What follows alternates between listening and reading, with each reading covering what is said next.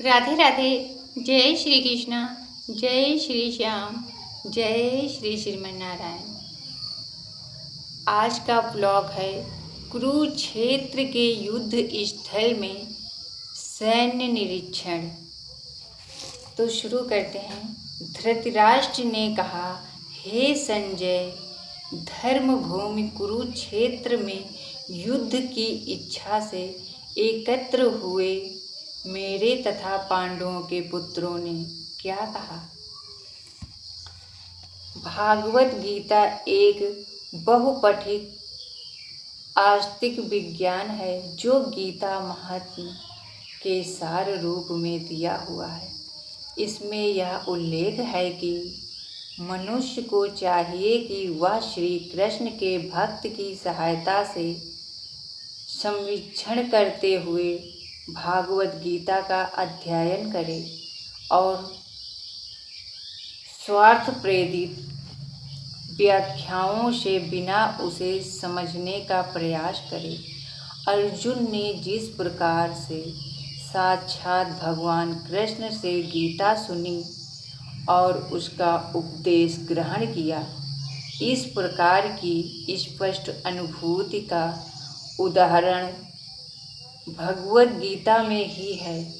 यदि उसी गुरु परंपरा से निजी स्वार्थ से प्रेरित हुए बिना किसी को भागवत गीता समझाने का सौभाग्य प्राप्त हो तो वह समस्त वैदिक ज्ञान तथा विश्व के समस्त शास्त्रों के अध्याय को पीछे छोड़ देता है।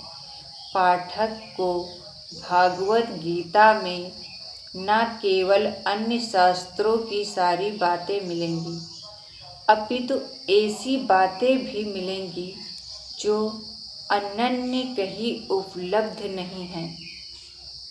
यही गीता का विशिष्ट मानदंड है। स्वयं भगवान श्री कृष्ण द्वारा साक्षात उचित होने के कारण यह पूर्ण आस्तिक विज्ञान है। महाभारत में वर्णित धृतराष्ट्र तथा संजय की वार्ताएं इस महान दर्शन के मूल सिद्धांत का कार्य करती हैं। माना जाता है कि इस दर्शन की प्रस्तुति कुरुक्षेत्र के युद्ध स्थल में हुई, जो वैदिक युग से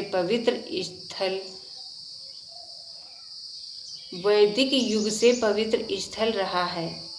इसका प्रवचन भगवान श्री कृष्ण द्वारा मानव जाति के पथ प्रदर्शन हेतु तब किया गया है जब वे इस लोक में स्वयं उपस्थित थे। धर्म क्षेत्र शब्द सार्थक है क्योंकि कुरुक्षेत्र के युद्ध स्थल में अर्जुन के पक्ष में श्री भगवान स्वयं उपस्थित थे। कौरवों का पिता धृतराष्ट्र अपने पुत्रों की विजय की संभावना के विषय में आत्मधिक संदिग्ध था।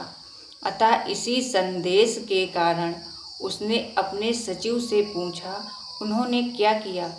वह आश्चर्य था कि उसके पुत्र तथा उसके छोटे भाई पांडवों के पुत्र कुरुक्षेत्र की युद्ध भूमि में निर्णयात्मक संग्राम के लिए एकत्र हुए हैं। फिर भी उसकी जिज्ञासा सार्थक है। वह नहीं चाहता था कि भाइयों में